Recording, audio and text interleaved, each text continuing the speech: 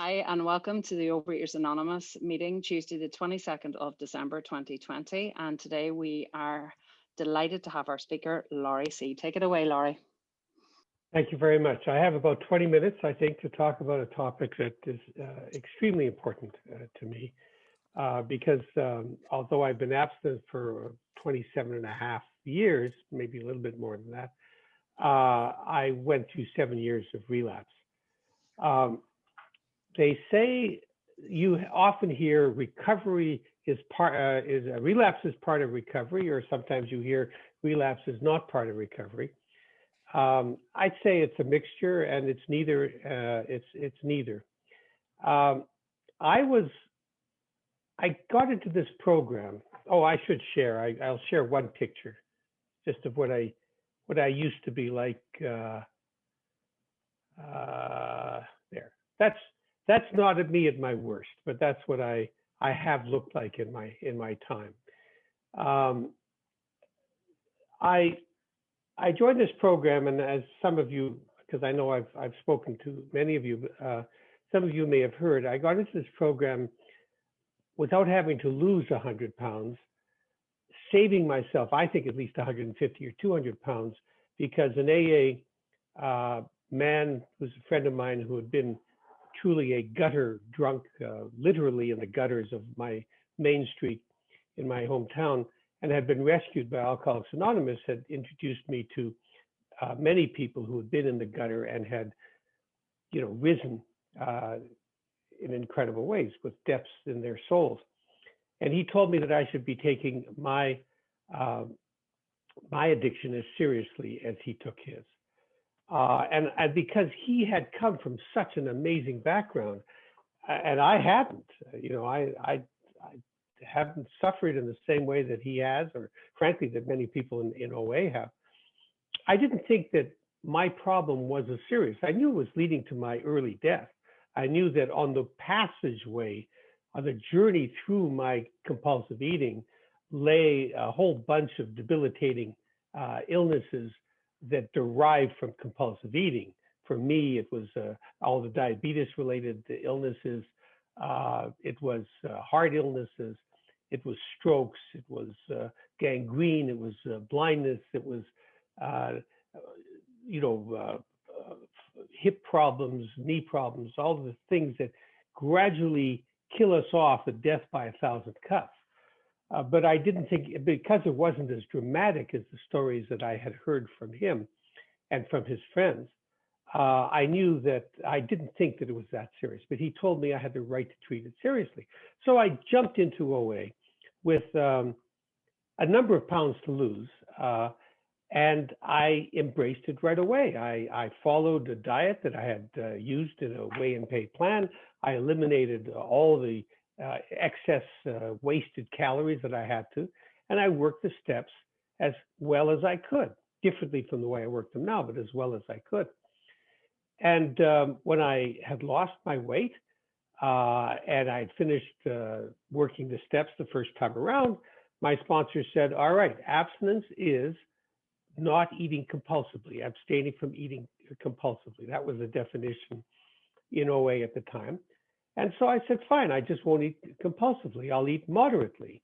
And I then followed the diet that I had followed before and gave myself treats in moderation, because they said, now you've lost your weight, you can have a little bit of that in moderate measured amounts in specific times a week, once a week, twice a week, or whatever. And I gained not quite all my weight back, but almost. And then I went through the steps again with the sponsor and lost my weight, and then gave myself my treats back and gained the weight again. And this went on for 7 years. I never left the rooms, but I was certainly leaving the program behind. I was talking the talk and not walking the walk. And I was brought to my senses not by the hopelessness of what was going on with me. I knew it was hopeless. I knew that the cycle was the same cycle as I had followed in all the diet programs I'd ever been on. But what brought me back was the love and honesty of the shyest person in the room, who came up to me one day and said, "How are you, Laurie?" And I said, "Fine." And she looked me straight in the eye, unlike everyone else in that room who would just say, "Oh, nice to hear your voice. Glad to hear you're fine." She looked me straight in the eye. She said, "I mean, really?" And I I was taken aback because, of course, we're such gentle people. And I said, "I'm in terrible shape." And I realized I was in terrible shape. I realized I needed help. At that moment, someone had the love for me to be honest with me, which I didn't find much in the rooms in those days. I still don't. We enable ourselves. We're just nice to each other because this is supposed to be a safe place. It isn't supposed to be a safe place. The 12 steps are not safe. The 12 steps push us into areas that aren't safe. And but it should be a compassionate place. It should be a loving place. It should be a place where we meet people who know each other, but it shouldn't be a safe place. It should be a place where people are really told, the steps are here if you want to do them. And if you're not doing them, why are you here? And just sort of really with love. Anyway, so I started to work the steps and again, and I discovered that I had made, as I began to analyze my relapses, I discovered that I had made two major mistakes. I want to share those with you and to talk about how I deal with my sponsees and friends who have relapsed. The first mistake I made was not accepting what you will find on pages 2 and 3 of our OA 12 and 12, the group conscience of OA. You will find it in our pamphlet, Dignity of Choice, and you will also find it in the big book, all OA approved literature, all literature which is part of the group conscience of OA. And that is that there's something abnormal about our bodies as well as our minds. And that it isn't a matter of simply working the steps and eating moderately or following a diet even. It is a matter of accepting that in some way, shape, or form, maybe not medically, maybe not scientifically based, but there is a part of us that is abnormal, and that once we start to indulge in certain behaviors and or certain foods and or certain mixtures of ingredients, our bodies tell us that they want more. And they tell us in such a way that it overwhelms our willpower, in the same way that I can't keep my eyelids from blinking for more than 20 seconds to 30 seconds, or I can't stop myself from breathing for more than, for me, it's a minute. I think the world record is 4 minutes. At a certain point, the body takes over. Now, whether this is medically true, I don't care. I know it's true for me. I know that 30 years of therapy might not cure the fact that my mother, when I was nursing, when I was a baby, was told by the doctors and all the experts, you have to feed him every 4 hours. And even if he cries after 2 hours, don't feed him. It's every 4 hours. That's what you have to do. Who knows what traumatic effect that had on my psyche? But 30 years of therapy wouldn't have got rid of it. I would still have this need to eat. And I believe there's a chemical aspect to it, but I could be wrong. And there's no reason to accept that it's true or not. But the reality is, and what I had to accept was that this has happened to me and doesn't happen to normal people, that normal people don't continue to do self-destructive things while they're doing them, that they don't get these cravings, that at a certain point, instead of getting the ease and comfort that I got from eating ice cream, they got a sense of unease and discomfort at a certain point when they ate too much. And I never did. I've been stuffed, but I've never been full. I've always been able to eat more. And, for the undereater, it's true about their eating behaviors. If they restrict or they purge, there's something that they do that to me is foreign, but that to them seems natural, and my actions don't seem natural to them. So this abnormality was the first mistake I made. Because if I accepted that abnormality, I then had to analyze my particular cravings, my particular activities, the things that caused me to develop these abnormal cravings. And the group conscience of OA, is expressed in the Dignity of Choice and in other publications, is that each one of us is different, or is potentially different. And that what you might have to abstain from things I don't have to abstain from, and I might have to abstain from things you don't have to abstain from. And that anyone who tries to tell you that you must follow their plan of eating is acting contrary to the group conscience of OA, because we really have to do our own analysis. And this makes it different from almost every other 12-step program. Not every, but most of them, who all agree on a substance or a group of substances or a behavior. They agree, this is what we abstain from. They take it for granted that you abstain, and then you work the steps. We have to be honest with ourselves, and we have to figure out, using the help of all kinds of people who have more experience than we do, what we have to abstain from. And we are a fellowship that spans eating behaviors, just as Gamblers Anonymous does, and single substances, just as Alcoholics Anonymous does. And in between can be all kinds of mixtures of ingredients. For me, it's fat and salt and fat and sugar. For others, it may be one or two ingredients, or it may be particular foods that taste like heaven, you know, that have nothing to do with any of our particular ingredients, but just give us the sense of we're home. That was the first mistake I made. And so when I began to work the steps 27 or 28 years ago, again, I did that analysis, and I abstained and I worked the steps. And the miracle occurred, guaranteed by step 9, that I no longer wanted to indulge in going back, because I did accept that other aspect of our problem, which is first described by Dr. Silkworth in The Doctor's Opinion, that not only do I have this craving, this abnormality of the body, I have an abnormality of the mind. And that abnormality of the mind is that I have a mind that will find any excuse in the world to go back to that which I'm trying to abstain from. I mean, the normal person, knowing that eating something will cause problems, anaphylactic shock, peanuts, shrimp, would just not eat those things.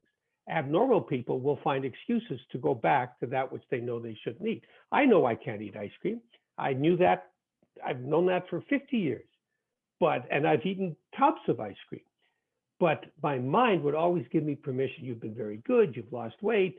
You didn't eat the bun at supper time, so you can have the ice cream at nighttime. You exercise for at least 10 minutes. That's got to be good for the whole tub of ice cream. Or just one will be enough. Just a little bit will be enough. All kinds of excuses, ranging from you've had a horrible life and life has kicked you in the guts to I'm standing up, so it doesn't count. It's just a range of stupid excuses.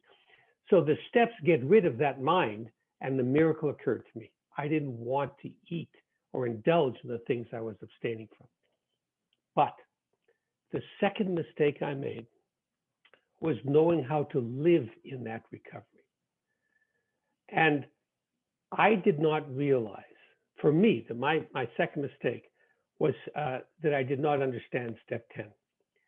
Step 10 reads as if I'm supposed to apologize every time I do something wrong. And so I went through a time in my early days in OA where things began to go very, very bad for my wife's family, whom I loved tremendously.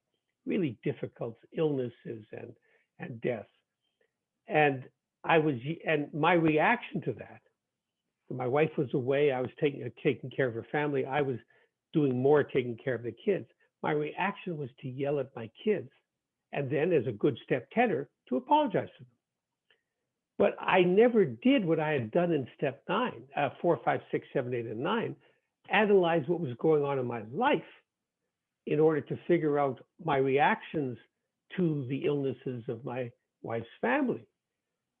And because I had never done that, apologizing to my kids, which I thought was step 10, was not working, because I was still living with the boiled up feelings of frustration and anger and sadness and, and all that relating to the illnesses. So when I realized that step 10 means in some way, shape, or form to do steps 4, 5, 6, 7, 8, and 9 over again in the context of recovery, so that now I want to keep my recovery, I have to keep dealing with the past that keeps occurring as I live my life. I mean, between my last step 9 and today is X number of days or months. So there's a past and there's also a present. There are things that are going on and I develop fears about the future. So I have to work at these whole things. And that's what my step 10 is.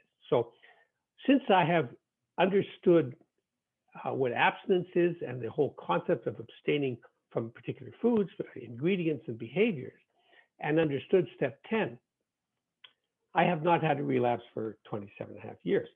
Now, when I have sponsees who relapse, or I meet people who have relapsed, I always say to them, given this vision of the body problem and the mind problem, that there are only 2 possible reasons for relapse. The one is that your plan of eating still includes things that you should be abstaining from. And this I have found to be something people just don't do. They just don't do that analysis. Maybe the problem is that their body's talking to them and saying, you need more. I want more of that you're eating, or I want more of those behaviors that you're indulging in. And you may think that, for instance, while you're working the steps at the beginning, that you've heard of red light, yellow light, and green light foods, that yellow lights are the foods you have to be careful about. Well, I say to people working the steps for the first time, why have any yellow lights at the beginning? Just have red lights and green lights. And when you get sane after step 9 and your mind is no longer befogged and you can look at the stuff you've given up as not being interesting to you in and of itself, then you can look at some of the foods that might have been on your yellow list and say, well, I can experiment with those, or I don't want to experiment with those. I mean, whatever happens, but you'll be sane. So I always go through the analysis, and I have found people who have kept their little indulgences. They have just said, well, I'll have a little bit of this or a little bit of that, and it'll be fine. And so I always have them look at their plan of eating, especially if I haven't sponsored them or I haven't been involved in their plan of eating, and I find that they've adopted someone else's plan of eating or someone else's diet, or they found something on the internet that seems to fit them. And I say, no, let's go through it. Let's go through your own experience. What have you found that you've indulged in without being able to stop? And let's analyze that. And let's analyze the ingredients in those things to make sure that you don't find the equivalent in some other food. You may give up bread because you're worried about flour, but in reality, it's not the bread, it's the butter you used to put on the bread. And bread was a medium for the butter. And then you go to baked potatoes and you slather butter on the baked potatoes. Well, you haven't done much of a change, but you think you're abstinent because someone told you that you ought to abstain from flour. Maybe you should abstain from flour, but not if you haven't done the analysis. So I will say to people, is it all breads? Is it bread or what you put on the bread? Is it pasta or what you put on the pasta? Is it all pastas? Is it all breads? Is it some breads? Because there are breads that are more like cakes than breads, stuff like that. So that's the first thing I do. The second thing I do, and I know I'm rapidly running out of time. I'm going to take about 3 more minutes, is I say, you didn't do the steps quickly enough. Your mind caught up with you before you finish the steps. You have to make this a priority. You can do the steps quickly. Don't listen to any method of working the steps, especially for you, that has you working the steps over months and months and months.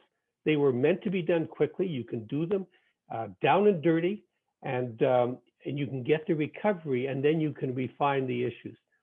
So I talk about developing a strategy for dealing with day-to-day issues, phoning in your food, really being stricter than normal, not having any in your house, saying to yourself, I will eat this food that I'm tempted to eat, but only after I've had 2 glasses of water, read 10 pages of literature, and written 4 pages in my journal.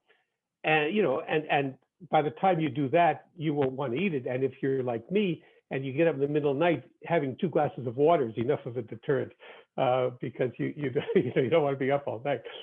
So I suggest to people they develop that kind of strategy. But the one thing I don't do is force them to do the same thing that they did the first time they joined, study everything and analyze and ask all kinds of questions.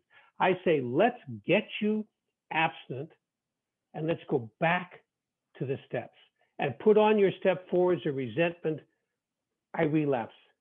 Put down fears. I fear I will always relapse, and figure out in steps 4, 5, 6, 7, 8, and 9 what the response you should have is and what the amends you owe are.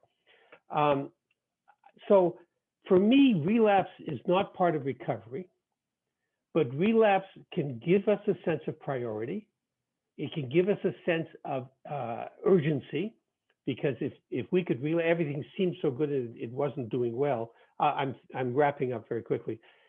Then we can learn from that.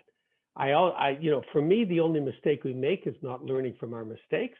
For me, the image that I have of a relapse is we're going up a mountain, we've reached the top, and then we fall. But we don't fall backwards.